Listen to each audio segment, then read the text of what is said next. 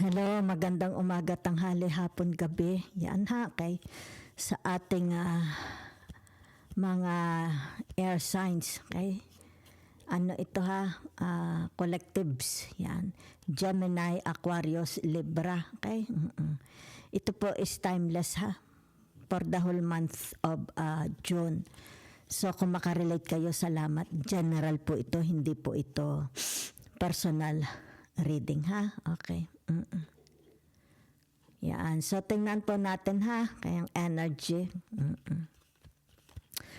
Para sa mga Gemini, Aquarius, Libra. Lola Baby po, nagpapakilala ha. Isa lang pong likes, shares, yan ha. Para po lumago ang tawag dito, yung channel ng Lola ha. So meron dito tinatawag the energy of the Five of Pentacles ha. So it's about wealth, diba? Yan. Dami pera Limang pera. Ay sus, Santa Maria. Lumabas ang tinatawag na the Wheel of Fortune, diba? So it means manifesting, yan, upcoming. May mga upcoming darating pera. Pera ha, yan no. Pwede rin namang regalo, di ba? Pwede rin naman sabihin na nating awards, rewards, di ba? Kung ano man ito, yan oh. Padating po ito ha, upcoming, kayo na lang po ha, okay? Ang mag-fit ha. Kayo guys, mayroong iniintay, di ba? Meron ba kayo na-expect darating? May mga nakausap kayo, it's like from abroad ito, okay? Ipadadala, it's like a package na ito ko, may package, okay? So, for some of you, meron dito tinatawag na the hangman ha, okay? Maganda po ha. It's like for some of you sa abroad nakatira, nakikita ko may bahay sa abroad, okay? Maring kayo yung tinatawag migrants, okay? O kaya citizen, okay? Residente sa ibang bansa. So, ano man ito, nakikita ko dito yung tinatawag the Ace of Cups, diba? So, for some of you, nakikita ko dito is full of blessings. For some of you, maaring kayo is tinatawag na married kayo sa mga foreigners, di ba? So ibig sabihin nito ay kasi narito ang tinatawag na the five of Pentacles. Siguro mayayaman na napangasawa nyo, ano? O kaya yung tinatawag na maganda ang hanap buhay ninyo sa abroad. Yan ha. So meron dito ang tinatawag, it's like connection. May connection sa tinatawag family, okay? A family, it's like tinatawag merong sorpresa, meron darating sa inyo, okay? Yan may darating sa inyo from family, okay? Kasi narito ang tinatawag na the Ace of Cups. So nakita ko dito ay family, yan ha. So nakita ko dito you have a very very good relationship sa inyong family. Siguro sa inyong mga kapatid, 'di ba, magulang, sa inyong mga hipag, biyanan. Okay, yun lang po ang nakikita ko ha. So tingnan natin ha. Maganda po ito, it's like upcoming, coming na ito, 'di ba? Yan ko ano po yan, gracious biyaya, okay? Yan. So meron ditong tinatawag, sandali lang ha, okay?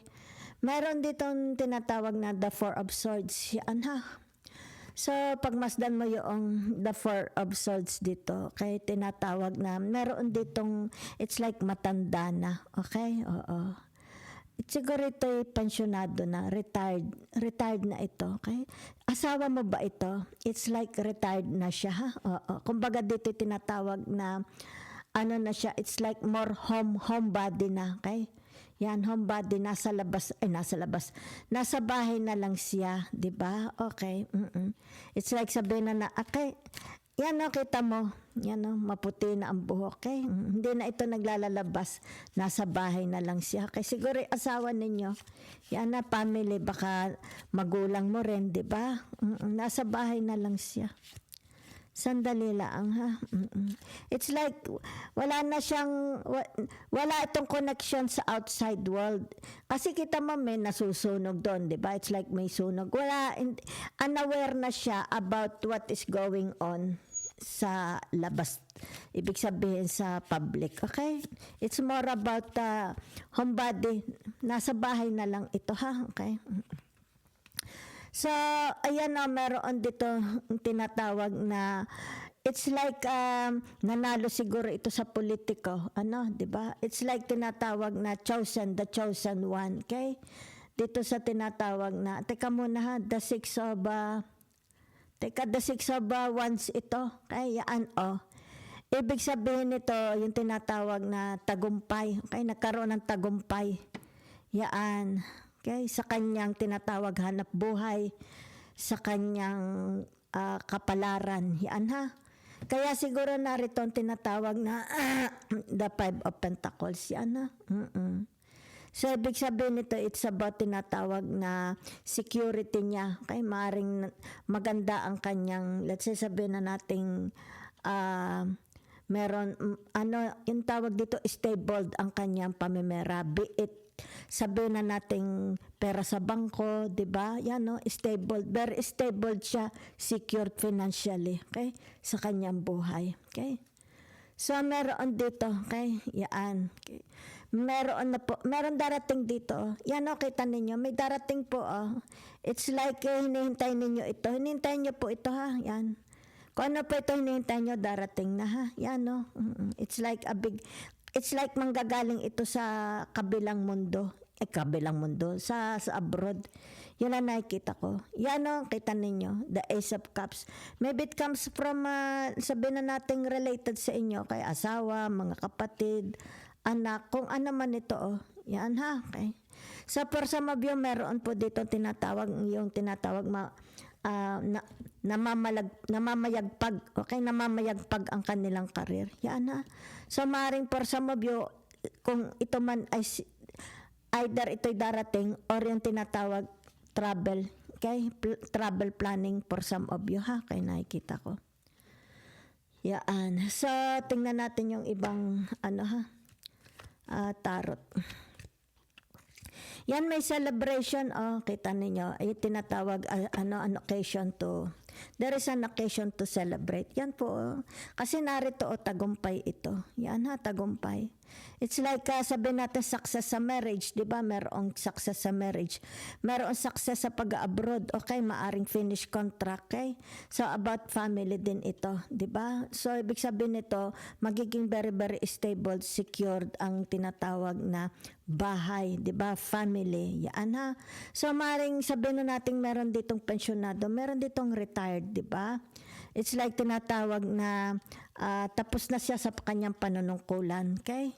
So, for some of you, whatever, siya na may darating po, okay? Whatever is this. Kasi pag sinabi mong the Three of Cups, either merong kasalan, maaring dito you will be invited, baka naman iimbitahan kayo, maaring binyagan, meron ditong halimbawa namamanhikan, di ba? Halimbawa kung mga magsyota, ibig sabihin, nag-I love you-han na sila, di ba? Or new friends, pwede rin yan, okay?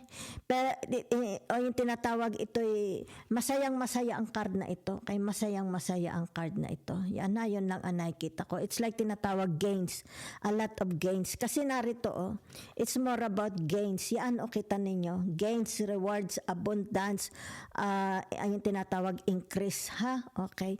So, for some of you, ibig sabihin nito, maybe it has something to do about your health, about your marriage, about other people, about your career. Diba? Maybe it has something to do about your retirements, diba? So, maybe it has something to do about tagumpay ninyo sa buhay nyo. So, arriving po ha, arriving ko ano itong biyayang ito ha. Yan, arriving po itong biyayang ito. Thank you very much.